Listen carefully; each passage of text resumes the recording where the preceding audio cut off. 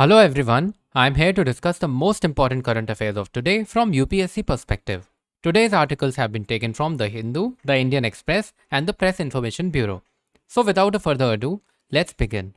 The first article from today is taken from the Hindu newspaper, which says that the smallest state, Sikkim, is home to 27% of India's flowering plants. So I believe there's a flaw with their headline because Sikkim is not the smallest state, rather, it is the least populated state. Also, note that UP is the most populated state. Now, let us try to locate Sikkim on the map of India. So, this is Sikkim. It shares a border with Nepal, Bhutan, and China, but not Bangladesh. The next article mentions that the declining R number is now rising and there is a surge in the COVID cases in the country. So, from UPSC perspective, let us read about the R number.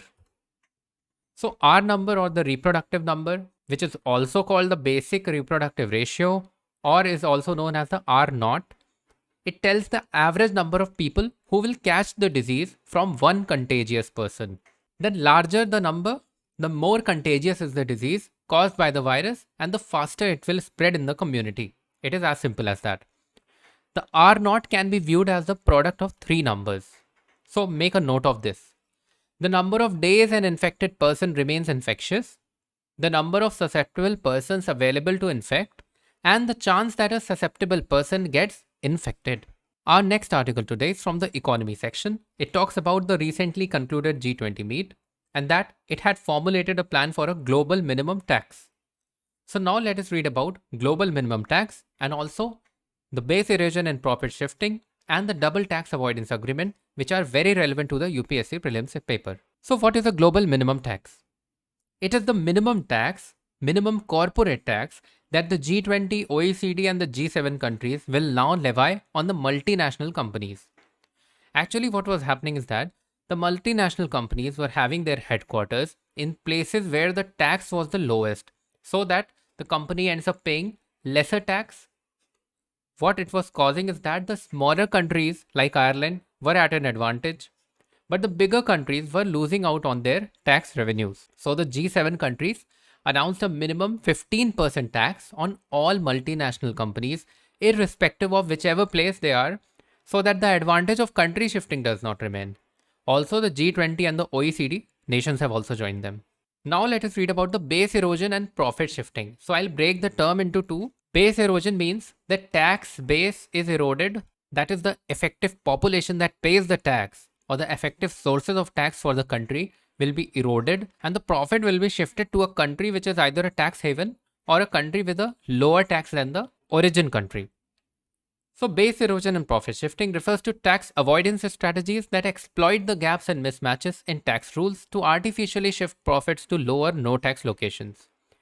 This undermines the fairness and integrity of the tax system because businesses that operate across borders can use BEPS to gain a competitive advantage over enterprises that operate at a domestic level. Let us read about another very important concept, the DTAA. The Double Tax Avoidance Agreement, or DTAA, is a tax treaty signed between India and any other country so that taxpayers can avoid paying double taxes on their income earned from the source country as well as the residence country. So there are three possible scenarios under DTAA: tax exemption by source, tax refunded by the origin, and partial exemption by the source. To understand this, we have to know the terms origin and source. Consider two countries, A and B. A company originating in country A wants to establish a business in country B. So now country A will be the origin country, and the country where the business is established, from where the revenues are coming, will be the source country. So now under DTAA, if two countries A and B have an agreement, a company from country A which now establishes a business in country B will either be exempted by country B to pay any tax, or the tax that the company pays to the country B will now be refunded by the origin country, that is country A. Or there is partial exemption. That means if the corporate rate of tax in country B is 10%, maybe after the DTAA agreement with country A company coming from country A will be paying less than what the regular corporate tax is. So what are the advantages of DTAA? It leads to no double taxation. It helps the global trade to flourish.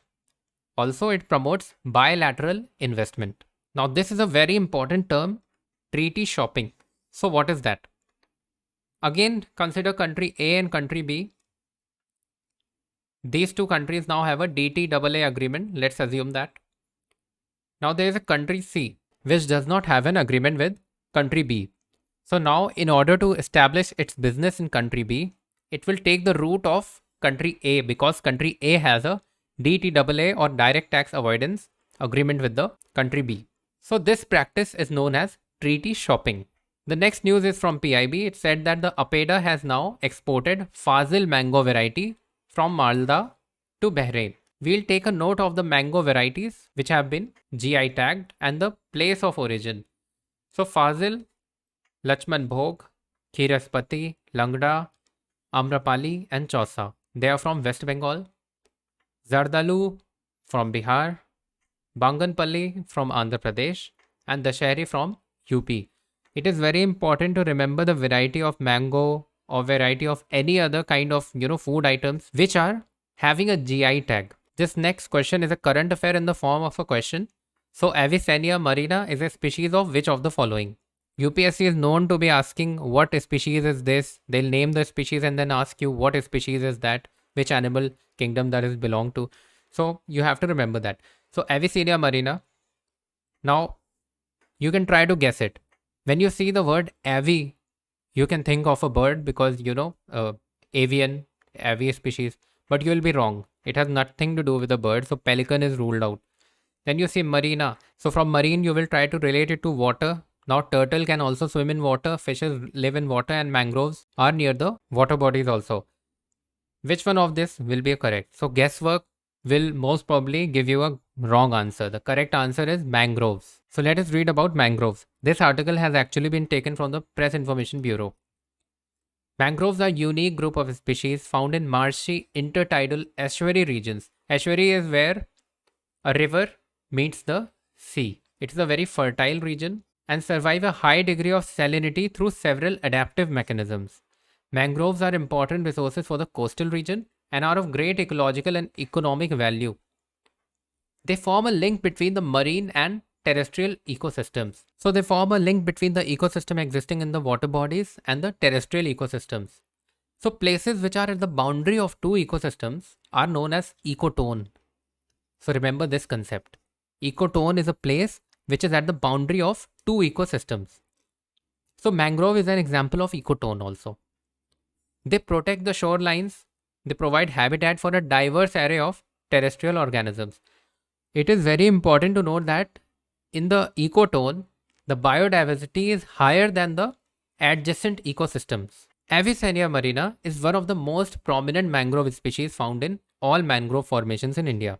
It is a salt secreting as well as extraordinary salt tolerant mangrove species. It is among the rare plant species which can excrete 40% of the salt through salt glands in the leaves, besides its extraordinary capacity to exclude salt entry into the roots. So the article in PIB mentioned that recently a genome sequencing of the species Avicennia marina was done. So why is the genome sequencing being done? Let's find out. The genome resources generated in the study will pave the way for researchers to study the potential of identified genes for developing drought and salinity tolerant varieties of important crops. So basically in the coastal region, what is happening is there is coastal degradation. The sea water is coming inwards. We have seen in the case of Orissa also, the sea water is coming inwards. It is eating up the shore. The need today for having drought and salinity tolerant crops is now more than ever. So that is why genome sequencing will help us understand which types of genes are responsible for inculcating this habit of salinity tolerance. So India is a country with 7,500 kilometers of coastline and there are two major island systems in India also. So it is very important for India to learn about the salinity tolerant variety of crops. So that's it for today from my side. Do write in the comment section if you have any query regarding a particular topic. Thank you so much.